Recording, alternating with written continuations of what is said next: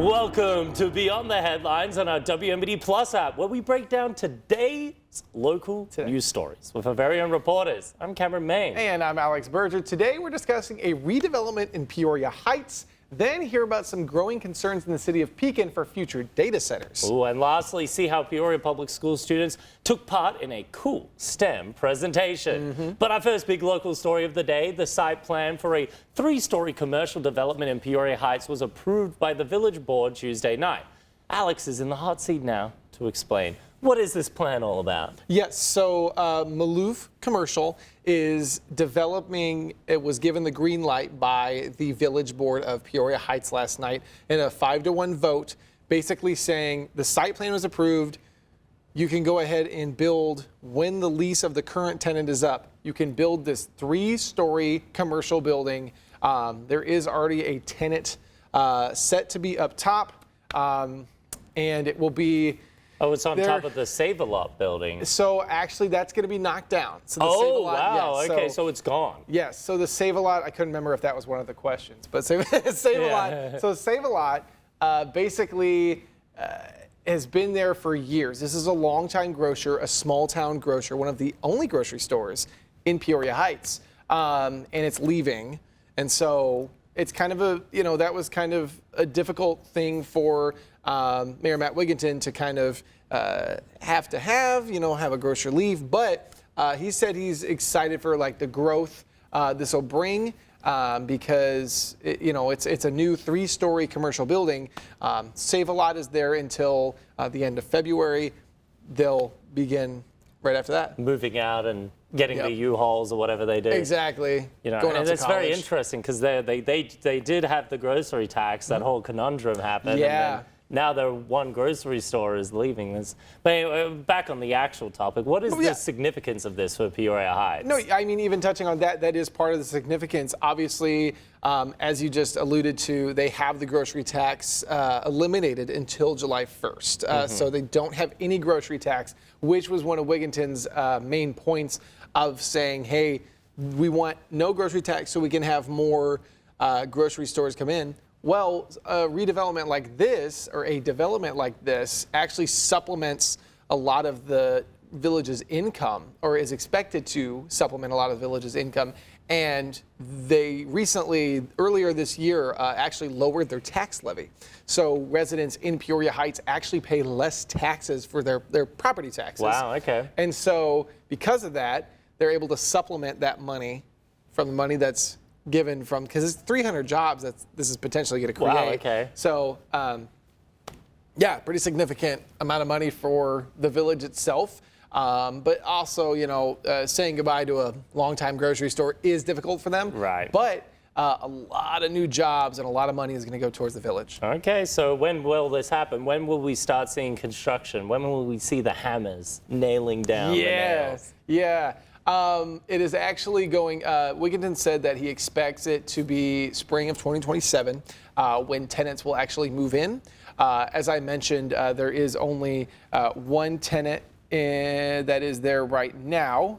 I do not actually have it. It is on our website, ciproud.com. ciproud.com. Who it is? It's an accounting firm.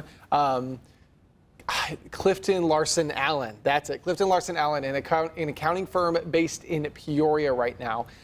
They will move to Peoria Heights. They'll be on the top floor. Clifton Larson Allen will be. Other than that, they are still waiting on. They have some potential people to be in the bottom floors, floor 1 and 2. But for now, Save-A-Lot kind of finishes out its tenure. And then at the end of February, they have the go-ahead to demolish Save-A-Lot and start building. Well, okay, well, that's very interesting. Well, maybe they might have a pet shop and have their own corgi race, like what this is happening right now. Check this out. The dogs took to the court Saturday during halftime of Ohio State's basketball game against UCLA.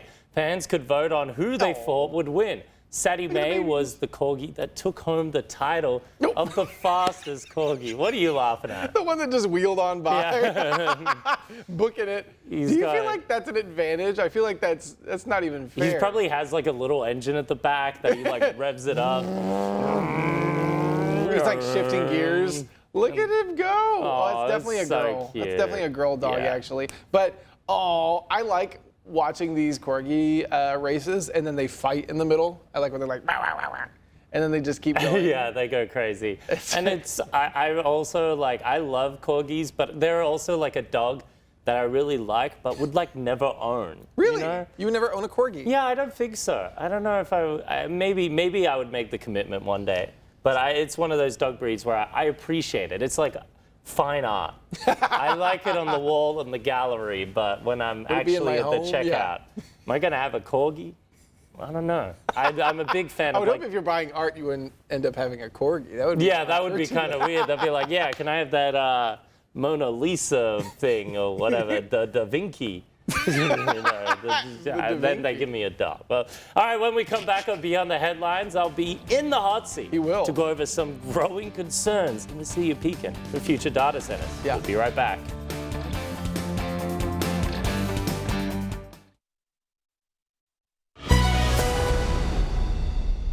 Welcome back. Another local story today. Pekin residents are trying to stop a data center being built on the edge of the city.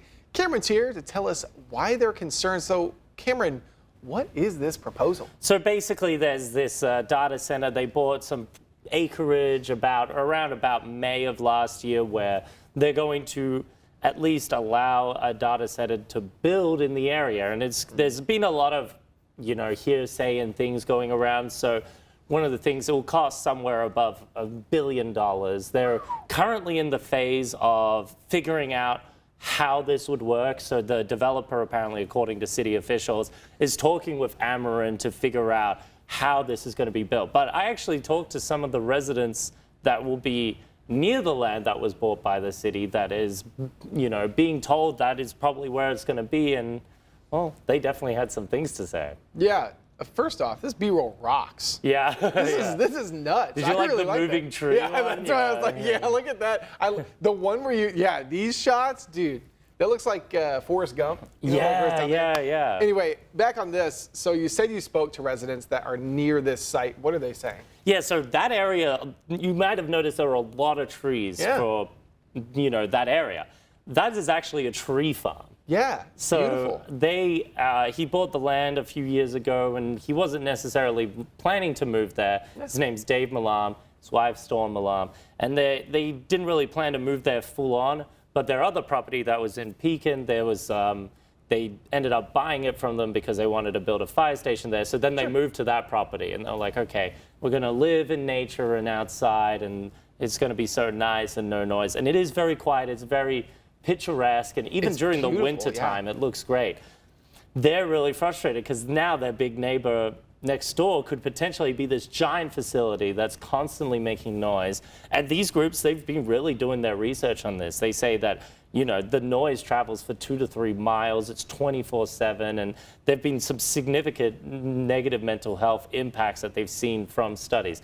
Now, I did also talk to city officials about this, and they say, look, they're not exactly sure exactly what those effects are, but they know from some of those studies, they were from the very earliest data centers. So they're a bit more hopeful on the side of like, we've lived and learned, and the data center that could potentially be built is going to be there. But again, I think it is really important to say that it isn't built yet. This is just the idea. They're still trying to figure out. This is probably going to be a longer process than people might think. And I think it's also important to know when I talk to city officials, they might do a TIF district in that area, but they're not going to do anything that would be like more of a tax incentive than that, using local taxpayer money to fund the building. It might be state taxpayer because Governor Pritzker has supported Quantum. Yeah. But at the same time, they say that this over $1 billion data center could generate $26 million in property tax dollars to the city. So very quickly, we got about 30 seconds before we move on. What is a data center? Okay, so data centers, they're just kind of this massive building that basically they have a whole bunch of computers, and they just run all this processing to run multi-language models, or AI. So it is basically these centers that require a vast amount of energy and water to run, but they actually are for the AI technology to actually run it. Yeah.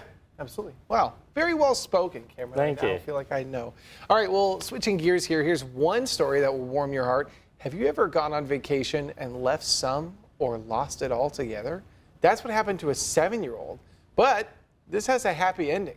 United Airlines employees surprised this young man with thousands of Pokemon cards. Wow. Relatable. The boy's parents reached out a few weeks ago saying he'd lost a special binder with his favorite cards at the Denver airport, which actually has a connecting airline to Peoria. They weren't found, but employees worked together to make sure he could start an even bigger collection. That's so sweet. And I think as well, with those cards, there's so many of them. You don't even know, like, if he got, like, some of the really good ones. Because, you know, they probably don't even know. Like, they're probably like, yeah, let's just buy a couple of decks and put them in. Maybe he got, like, the mega shiny Charizard that sells for, like, $1 gajillion. But are you big into those Pokemon card games? Because I honestly, like, I'm not that interested in the cards as much, but I'm a huge Pokemon fan. Yeah, okay, yeah. So I used to be into the cards a lot as a kid. Actually, I played football for 9 years, but when I was in junior football league, my dad would be like, hey, if you get a sack today, so like, you know, tackling the quarterback behind the line, if you get a sack today, I'll get you a tin of Pokemon cards. Wow, and I did that one time in junior league because everyone gets playing time. And I got a tin of cards, and it was an Entei, you know, Entei. Entei, thank you, Entei. He was a cover. And he's the star of the Unknown movie. Yeah. You know? So he's we're a just real talking star. Pokemon here. We're just talking Pokemon. Well, we've got one more local story for you when we return on Beyond the Headlines. I'll be back in the hot seat to talk about a cool STEM event happening today at Peoria Public Schools. Ooh. We'll be right back.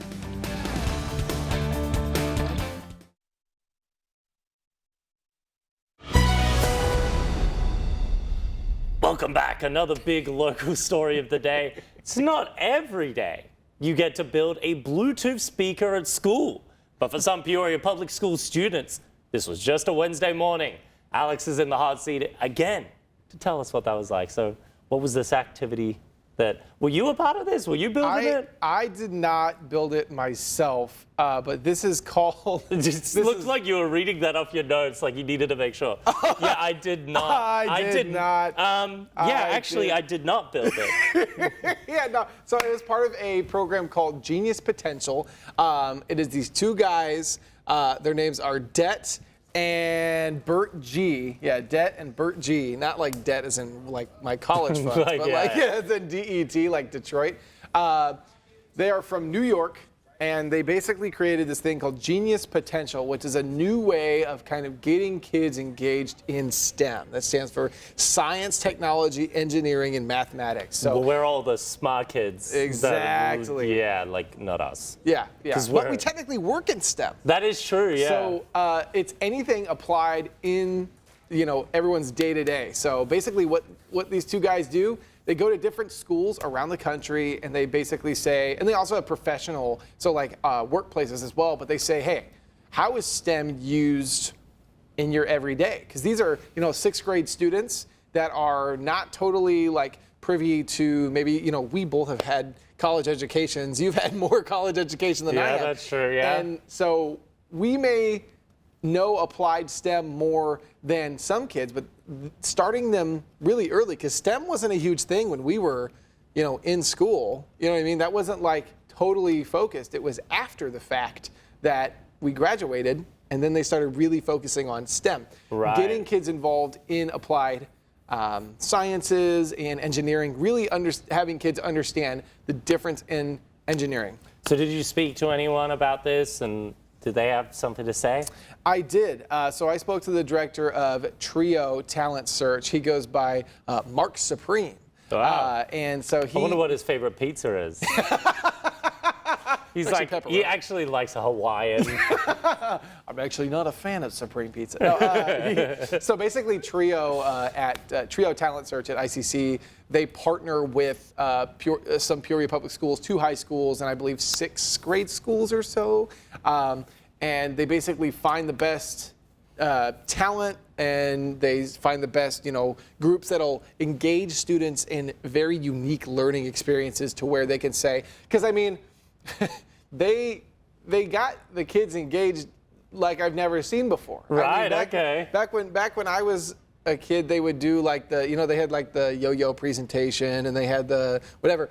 Dude, they started this off with a slideshow and said Drake or Kendrick. And I was like, this is incredible. Wow, that is so different That's what I'm saying. Yeah, like when we grew up, it was like... Exactly. It was so much more boring. And here they were like, Drake or Kendrick Lamar. And then all the kids were like, Kendrick Lamar. And I was like, I'm not welcome here, am I? No, you're not.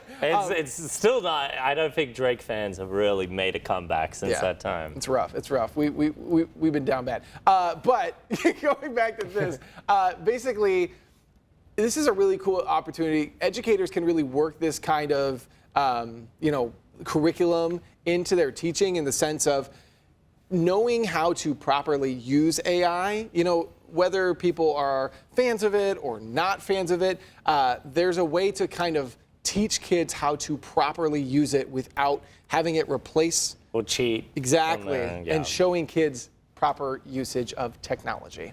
All right, thank you so much, Alex. And when you're feeling down, if you didn't do that well on your STEM exam, sometimes you just need a hug. And today is January 21st, which is National Hugging Day. It is. The holiday is officially recognized by the United States Copyright Office. The purpose of the day is to help everyone show more emotion in public. The only way to celebrate the day is by offering a hug to anyone and everyone you want. Cameron, I'm feeling pretty inclined. Do you want a hug? Do you have my consent? Yes, I do. Come here. Can you Harry Potter? Yeah, there we go. You ever see Harry Potter where he goes, Draco, my boy? Draco, my boy. And then also then Molly is like behind the camera and she was just like going like, trying to get us to like kiss, which is not happening. like Kylo Ren, more? Yeah.